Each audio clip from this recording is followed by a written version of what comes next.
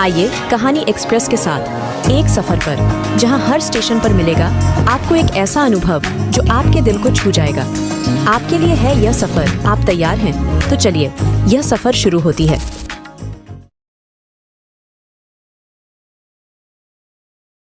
SIM तोड़कर फेंकने के बाद बात करने का कोई रास्ता न तो मेरे यानी साहिल के पास और न ही जावी के पास बचा था। इंजीनियरिंग के तीसरे सेमेस्टर का एग्जाम पास आ गया था और मैं था कि अब तक किताब उठाने की हिम्मत नहीं कर पा रहा था। कक्षा में उपस्थिति अनिवार्य होने की वजह से जाना पड़ रहा था। जाके एक कोने में बैठ जाता था अपुन। टीचर बेचारे आते थे, बकते थे और अपुन साला अलग ही दुनिया में डूबा रहता था। मोबाइल कभी उठता था तो बस म्यूजिक सुनने के लिए। दोस्तों से बात बात पर लड डड हाई करना मेरी आदत सी बन गई थी।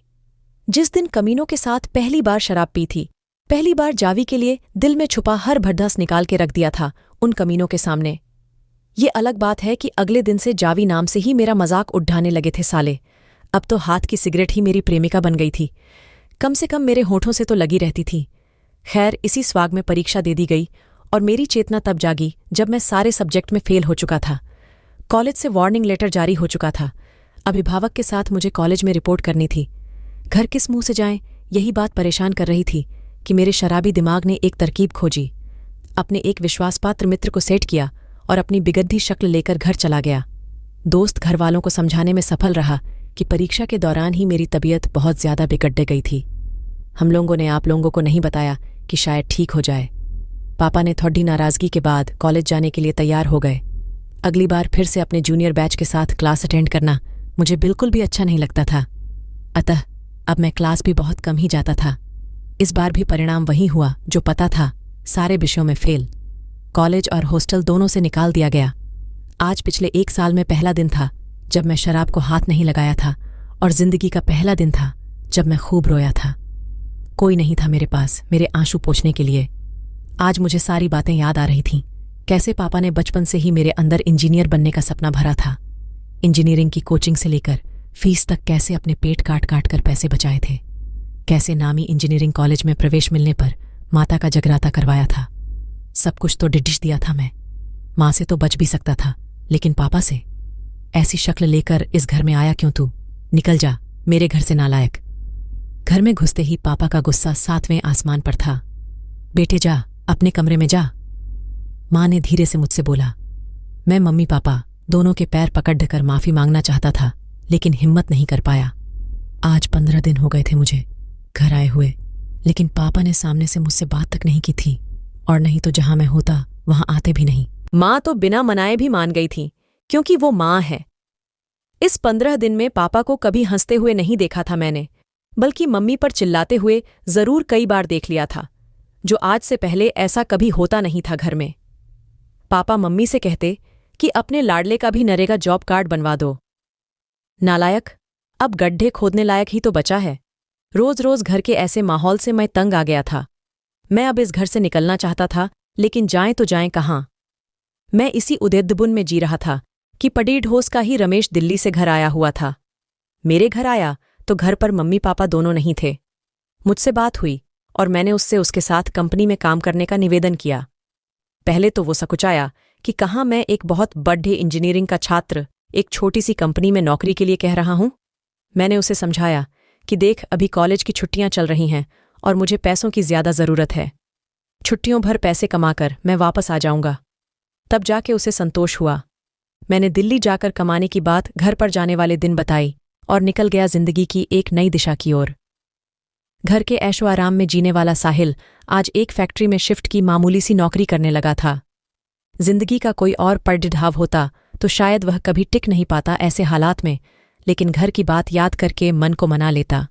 शराब सिगरेट जो कभी सहारे थे, आज छुए भी कई महीनों हो गए थे। शायद हालात ने सब कुछ बता दिया था। जब कभी जावी की याद आती, दिन भर का थका होने पर भी मेरी भूख मर जाती थी। अपने वर्तमान हालात की वजह मैं जावी को ही मानता था। सोचता काश वह मेरी जिंदगी में न आती तो आज ये दिन नहीं देखना पड़ता।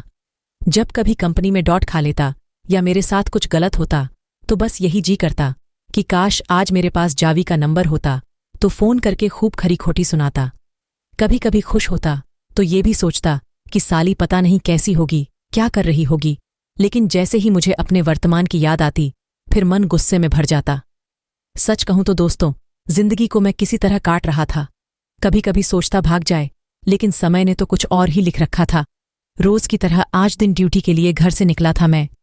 ऑफिस टाइम था तो सेडी के भी काफी भरी हुई थी और हर कोई जल्दी में ही लग रहा था। ओआंटो से थोड़ी दूर जाते ही मैं देखता हूं कि एक कार दुर्घटनाग्रस्त हो गई है।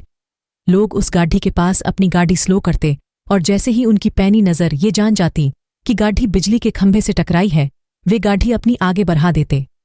कुछ लोग वीडियो बनाने में व्यस्त थे और कुछ लोग तमाशा देख रहे थे। मेरा ओआंटो भी उसी गाड़ी के पास धीमे हुआ तो मैंने ध्यान से देखा कि गाड़ी के अंदर 2 बुजुर्ग फंसे हुए हैं। इतनी बड़ी उम्र में गाड़ी लेकर निकलने की क्या जरूरत पड़ती है इन बुढ़ों को। मुंह बनाते हुए ड्राइवर ने गाड़ी आगे बढ़ा दी। मुझको लगा कि अगर अभी उन्हें नहीं निकाला गया तो वे मर भी सकते हैं। मैंने ऑटो वाले से रुकने को बोला तो बाकी सवारियां देरी हो रही हैं कहकर चिल्लाने लगीं। जब मुझे लगा कि ड्राइवर रुकने वाला नहीं है तो मैं ऑटो से उतर गया। दौड़कर मैं गाड़ी के पास गया। दरवाज़ा खोलना चाहा, लेकिन वह फंसा हुआ था। मैंने दरवाज़ा खोलने के लिए लोगों को बुलाया तो वहां किसके पास समय था इस सब के लिए। कई लोगों से कहने के बाद भी जब कोई आगे नहीं आया तो मेरी आंखों से आंसू बहने लगे। मैं सोचने लगा कि जिस छोटे से शहर से मैं यहाँ आया है वहां अब तक सैकड़ों लोग मदद के लिए जमा हो गए होते। यहाँ तो लोग सिर्फ अपने बारे में सोचते हैं। इतने में उधर से एक स्कूटी से गुजरती हुई लडड्डकी मेरी मदद को आगे आई। मैंने किसी तरह दोनों वृद्ध दंपत्ति को गाड़ी से बाहर निकाला। दोनों के ही शरीर और माथे पर चोट लगी थी, लेकिन वे अर्धमूर्छित अवस्था में थे। उन्हें हॉस्पिटल ले जाने के लिए मैं ऑटो रुकवाने लगा तो कोई भी ऑटो रुक नहीं रहा था, और जो रुक भी रहा था वो 200 रुपये मांग रहे थे। मेरे पास उतने पैसे नहीं थे।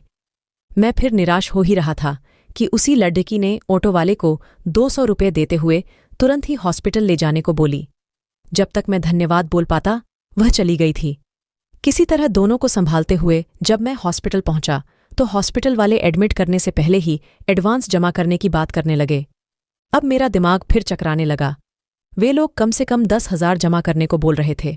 मैंने उनसे गिड़गिड़ाते हुए एडमिट करने को बोलता रहा, लेकिन हॉस्पिटल वाले मानो बहरे हो गए थे। आज मुझे लग गया कि मानवता जैसी चीज़ केवल हमारे जैसे छोटे शहरों में ही होती है। अचानक मुझे याद आया कि मेरी तनख्वाह में से कुछ पैसे बचे हुए हैं, लेकिन वह एटीएम भी कमरे पर रखा हुआ था। मैंने उनसे 20 मिनट का समय मांगा तो डॉक्टरों ने दोनों को एडमिट करके इलाज शुरू किया। मैं दौड़कर कमरे पर आया और एटीएम में रखे करीब 7,000 रुपये ले जाकर हॉस्पिटल में जमा कर दिए। शाम तक तो अंकल काफ़ी हद तक ठीक हो गए थे, लेकिन आंटी की स्थिति अभी भी नाजुक बनी हुई थी। आगे की पैसों की व्यवस्था वृद्ध अंकल ने खुद कर ली थी। 3 दिन बाद दोनों को हॉस्पिटल से डिस्चार्ज करा के जब मैं उन्हें छोड़ रहने उनके घर गया तो दोनों ही लोग मुझको पकड़ कर रो दिए। उन्होंने बताया कि दिल्ली में उनकी एक बहुत ही खुशहाल पंकज और प्रीतिजन फैमिली थी। घर में एक बेटी और एक बेटे से उनकी दुनिया खुशहाल थी।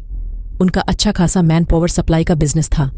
बच्चों को अच्छी शिक्षा देने का उनको इस कदर भूत सवार था कि दोनों बच्चों अंश और आकृति को पहले तो उन्होंने हॉस्टल में रखा, फिर उच्च शिक्षा के लिए विदेश भेज दिया था। यही बहुत बड़ी गलती थी जीवन की बेटे हमारी। एक ठंडी आह भरते हुए आंटी ने अपने पति के आंसू पोंछे। मैं उन लोगों की बातें बहुत ध्यान से सुन रहा था। मैं तो कभी भी अपने कलेजे के टुकड़ों को अपनी नज़रों से दूर नहीं करना चाहती थी, लेकिन इनको ही सनक थी उन्हें विदेश भेजने की। बेटे, हम उन्हें अच्छी शिक्षा देने के चक्कर में उन्हें संस्कार देना भूल गए। हमें क्या पता था बेटे कि उनको कामयाबी का ऐसा भूत चढ़ेगा कि उसमें सारे रिश्ते, यहाँ तक कि माँ बाप भी बलि चढ़ जाएंगे। आज अमेरिका में बेटा कंपनी चलाता है और बेटी की कनाडा में रेस्टोरेंट की एक बहुत बड़ी चेन है। अंकल ने कहना जारी रखा, हमें तो उनकी शादी करने तक का सौभाग्य नहीं मिल पाया बेटे। किस्मत के इतने बदनसीब हम दोनों हैं बेटे, आंटी ने बात पूरी करते हुए बोली। हर बाप अपने बेटे को सफल होना चाहता है, लेकिन आप दोनों पहले बाप हैं जो उनकी सफलता से दुखी लग रहे हैं। मैंने सकुचाते हुए कहा, नहीं बेटे, हमें तो उनकी सफलता पर गर्व है, लेकिन दोनों ने ही पिछले 4 सालों से हमसे कोई संपर्क नहीं किया है। दिल्ली में अपना छोटा सा मकान है, 2 ज़मीन के प्लॉट है। जिस चीज़ को बनाने में मैंने अपनी पूरी जिंदगी लगा दी, आज उनके लिए यह बहुत छोटी चीज़ है बेटे। आज यदि मैं भी करोड़ों का मालिक होता तो मेरे दोनों बच्चे हमारे पास होते। अंकल का इतना कहना था कि आंटी रो पड़ी। क्या आज की पढ़ी लिखी संतानें ऐसी होती हैं? अगर सच में ऐसी होती हैं तो नहीं पढ़ना मुझे। मन ही मन बुदबुदाया मैं। आज मुझको मेरे पापा याद आ रहे थे। मैं भी अपने पापा के भीतर तैरते इसी सपने को याद कर रहा था। वो तो उनकी आर्थिक स्थिति ने उनको इजाज़त नहीं दी, नहीं तो वे भी मुझको विदेश भेजने में कोई देर नहीं करते। अगर मैं अपने मम्मी पापा के साथ ऐसा करता तो क्या बीतती उन पर, सोचकर ही सिहर गया था मैं। मैंने तुरंत ही आंटी को चुप कराया और उन दोनों लोगों का हाथ पकड़ ढकर बोला, आप लोग चाहें तो मुझे ही अपना अंश बेटा समझ सकते हैं। मैं वादा करता हूं कि आप लोगों से बिना कुछ लिए मैं आप लोगों की सेवा में हमेशा उपस्थित रहूंगा। अंकल और आंटी मेरा मुंह देखते रह गए थे। कहने को तो कह दिया था मैंने, लेकिन वह जानता था कि नौकरी करते हुए उन लोगों की मदद करना कितनी कठिनाई का कार्य है। खैर, उस समय तो मैं अपने कमरे पर आ गया। अगले दिन से फिर वही ड्यूटी और भागम भाग शुरू हो गई। किसी तरह मैं समय निकालकर अंकल आंटी के पास चला जाता और उनकी कुशलक्षेम पूछकर वापस आ जाता। धीरे धीरे यह सिलसिला चलता रहा और अब कुछ ही समय में तीनों काफी घुल मिल गए थे। अब मुझको उन लोगों से मिले बिना रहा नहीं जाता और वे लोग भी मुझे जिस दिन नहीं देखते इसे लेकर बेचैन हो जाते। अंकल आंटी चाहते थे कि मैं उनके साथ ही रहूं, लेकिन मैं ही टालता आ रहा था। एक दिन तबीयत ठीक न होने पर आंटी ने मुझे रोका तो मैं मना नहीं कर पाया। उस दिन से मैं उनके साथ ही रहने लगा था। दोस्त को बोल दिया था कि कुछ दिन के लिए वहां रहूंगा, फिर वापस आ जाऊंगा। वहां पर रहते हुए मैं अंकल आंटी की खूब सेवा करता था और कोशिश करता कि उन्हें किसी तरह की कोई तकलीफ न होने पाए। वे लोग भी मेरी सेवा से बहुत खुश रहते थे और अपने आप को बड्ढा धन्य समझते थे, लेकिन मुझे ये नहीं पता था कि यहाँ से मेरी जिंदगी बदलने वाली है और जावी मेरी जिंदगी में फिर से भूचाल लाने वाली है। अंकल आंटी को मेरा फैक्ट्री में मामूली सी नौकरी करना अच्छा नहीं लगता था। उस उम्र में भी उन लोगों ने मेरे लिए अपने बंद पर डीडीडी मैन पावर सप्लाई के बिजनेस को पुनः शुरू करने की ठानी। जीवन से लगभग निराश हो चुके अंकल आंटी को अब जीवित रहने का एक मकसद मिल गया था। उन लोगों ने फिर से अपने सारे पुराने लोगों से संपर्क करना शुरू किया। जो ऑफिस कई सालों से बंद पड़ी थी उसे फिर से उद्घाटन करके जिंदा किया गया। अपने सारे पुराने साथी कारपोरेट पार्टनरों से जाके मीटिंग की गई और देखते ही देखते 6 माह के अंदर ही कंपनी के 20,000 से भी ज्यादा कर्मचारी देश के भिन्न भिन्न सरकारी और प्रतिष्ठित प्राइवेट कंपनियों में अपनी सेवा देने लगे। इस काम में मैं भी उन लोगों की जी तोड़ी मेहनत करके मदद कर रहा था। मैं तो यह कार्य अंकल आंटी के लिए कर रहा था, जबकि वे लोग पूरी कंपनी मेरे लिए, मेरे भविष्य के लिए खड़ी दिहाड़ी कर रहे थे। 1 साल के भीतर ही न चाहते हुए भी मैं कंपनी का चेयरमैन बना दिया गया। अंकल आंटी के अनुभव और मार्गदर्शन तथा मेरी मेहनत रंग लाई और 2 साल के भीतर ही कंपनी का सालाना टर्नओवर कई 100 करोड़ डीएच में पहुंच गया। कंपनी का ऑफिस देश के लगभग हर शहरों में खुल चुकी थी। यहां मैं आपको बताना भूल गया था कि एक जमाने में कभी अंकल आंटी दिल्ली में ही वृद्धाश्रम और अनाथाश्रम एक साथ चलाते थे। अब जबकि कंपनी अच्छी चल रही थी तो उन लोगों ने अपनी कभी अधूरी रह गई इच्छा को अब पूरा करने की इच्छा जाहिर की। मैंने तुरंत ही दिल्ली में ही एक बहुत बड़ा अनाथाश्रम और वृद्धाश्रम खोल दिया तथा अंकल और आंटी के सुझाव पर नाम दिया जैन आश्रम, और शहर से हर घूमने वाले भीख मांगने वाले बच्चों और बूढ़ों को पकटा डिश पकटा खड्डी कर वहां रख दिया। उनके लिए सारी सुविधाएं उपलब्ध कराई। उनके इलाज के लिए जैन आश्रम में ही एक छोटा सा अस्पताल खुलवाया। बच्चों के पढ़ने के लिए आश्रम में ही कक्षाएं लगवानी शुरू की। बच्चों को अच्छे संस्कार देने के लिए अच्छे अध्यापक रखे। उन्हें इस तरह से देखभाल और ज्ञान दिया जाने लगा कि सभी लोग पूरे आश्रम को अपने परिवार जैसा समझने लगे थे। बच्चों को बड्डेडों का प्यार और बड्डेडों को छोटों का दुलार नसीब होने लगा था। कुछ ही महीने में वहां करीब 800 लोगों का एक विशाल परिवार बन गया था। उस आश्रम में अंकल और आंटी का पूरा समय बीतता था और वे लोग जब इतने लोगों के चेहरों पर खुशियां देखते तो काफी खुश होते और मुझे दुआएं देते। मुझे भी जब कंपनी से समय मिलता अपने ड्राइवर को उसी आश्रम की तरफ ही गाड़ी मोड़ने को कह देता। अब तक घर पर अपने कुछ भी नहीं बताया था मैंने। मेरे जीवन में हुए इस अकस्मात परिवर्तन को शायद कोई मानता भी नहीं। बस घर पर कुछ पैसे हर माह भेज देता था। इस समय मेरे जीवन में सब कुछ था, बस नहीं था तो मेरा प्यार जावी। मैं सोचता काश आज उसने मुझे धोखा नहीं दिया होता तो शायद मैं दुनिया के सबसे खुश इंसानों में से एक होता। इधर बीच जब से घर वाले मेरी शादी को लेकर मुझसे बात करने लगे थे तब से मैं बहुत परेशान रहने लगा था। मैं अब किसी को दिल देना नहीं चाहता था और ना ही अब मेरे में इतनी हिम्मत बची थी कि किसी और से फिर से धोखा खा सकूं। मेरी परेशानी को अंकल आंटी ने भी महसूस किया था और पूछा भी था।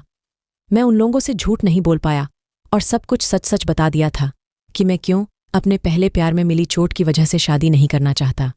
जब अंकल आंटी ने मुझे समझाया कि बेटे जिंदगी में पीछे मुद्दना नहीं होता, सिर्फ आगे बढ़ना होता है, तो मेरा जवाब होता, मैं इस रास्ते पर इतना ही चल सकता था ताऊ। मैं उन्हें प्यार से ताऊ ताई भी कहा करता था।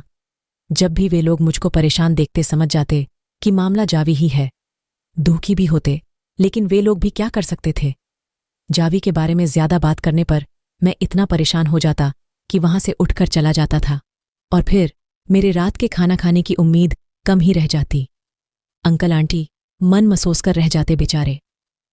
सब कुछ ऐसे ही चल रहा था कि कुछ दिनों बाद एक दिन अंकल आंटी ने मुझसे कहा कि बेटे, हम लोग जरा बालाजी के दर्शन करना चाहते हैं और दक्षिण भारत भी अच्छे से कभी घूमने का समय नहीं मिला, इसलिए वहां भी घूम लेंगे। मैं सहर्ष तैयार हो गया और बोला कि ये तो अच्छी बात है। मैं आज ही तीनों लोगों का टिकट और होटल बुकिंग आदि के लिए अपने सेक्रेटरी को बोल देता हूं। अरे नहीं बेटा, तुम्हें परेशान होने की जरूरत नहीं, हम लोग अभी सक्षम हैं, घूम लेंगे साथ में, आंटी ने कहा। अरे कैसी बात कर रही हैं ताई, मैं आप लोगों की सेवा में कब से परेशान होने लगा, ये तो मेरा कर्तव्य है। क्यों ताऊ? मैंने उम्मीद भरी नजरों से ताऊ की तरफ देखकर बोला। नहीं बेटे, तुम्हारी ताई सही कह रही है, हम लोगों को कोई दिक्कत नहीं होगी और कुछ टाइम हम अकेले बिताना चाहते हैं। तुम चाहो तो साथ में मदद के लिए किसी को थोड़े समय के लिए भेज सकते हो। अंकल की ऐसी बात सुनकर मैं मना नहीं कर पाया, लेकिन मैंने उनकी मदद के लिए हर जगह जहां वे जाना चाहते थे उनकी मदद के लिए आदमियों की लिस्ट तैयार करके दे दी थी। कुछ हफ्तों बाद ही अंकल आंटी घूमकर वापस आ गए थे। अब वे लोग पहले से ज्यादा खुश लग रहे थे। उनकी खुशी देखकर मैंने कहा कि ताऊ ताई आप लोग हर महीने 2 महीने पर ऐसे ही घूमने निकल जाया करना, मैं हर बार नई जगह की व्यवस्था कर दिया करूंगा। वे दोनों लोग मान गए थे। सब कुछ सही चल ही रहा था कि मेरी जिंदगी में एक तूफान आना बाकी ही था। एक दिन जब मैं ऑफिस के काम के लिए आउट ऑफ स्टेशन था, मुझे फोन आया कि आपके ताऊ की तबीयत ठीक नहीं है, आप मेदांता अस्पताल चले आओ। मैंने घबराते हुए ताई को फोन किया तो ताई ने बताया कि इनको दिल का पता नहीं कैसा अटैक आया है, कि मेदांता वाले थोड़ी देर बाद ही इनको दिल के सबसे बड़ा अस्पताल बंगलौर रेफर कर रहे हैं। बेटे जल्दी से 3 टिकट बनवा दे बंगलौर का और जल्दी से एयरपोर्ट आ जा। लेकिन कब और कितनी देर पहले हुआ ये सब? आपने मुझे पहले क्यों नहीं बताया ताई? रुकिए, मैं मेदांता के हेड से बात करता हूं। घबराते हुए मैं बोल रहा था। अरे बेटे, मैं खुद घबरा गई थी इसलिए तुझे बता नहीं पाई। और सुन, मैंने सबसे बात कर ली है, तू बात करने में समय बर्बाद मत कर, जल्दी से टिकट बनवा और एयरपोर्ट आ जा। ओके ताई। बस इतना ही बोल पाया था मैं और मेरी आंखें गीली हो गई थीं। किसी तरह तीनों बंगलौर पहुंचे। बैंगलोर हॉस्पिटल पहुंचकर मैंने तुरंत अंकल को इमरजेंसी में भर्ती कराया। डॉक्टरों की एक टीम उनके उपचार में लग गई। इमरजेंसी के बाहर आंटी और मैं भगवान से। पूरी वीडियो देखने के लिए आपका बहुत बहुत धन्यवाद। अगर आपको हमारी कहानियां पसंद आ रही हैं तो वीडियो को लाइक करें और हमें आपकी मदद की बहुत ज़रूरत है। हमारे चैनल में सब्सक्राइबर बहुत कम है, तो हमारे साथ जुड़िए, हमारे चैनल को सब्सक्राइब करिए। इससे हमें और भी अच्छे अच्छे कहानियां बनाने के लिए मोटिवेशन मिलेगी और आप और बेहतरीन कहानी सुन पाएंगे। आप और भी बेहतरीन शानदार कहानियां सुनना चाहते हैं तो हमारे चैनल कहानी एक्सप्रेस को सब्सक्राइब करना ना भूलें। धन्यवाद।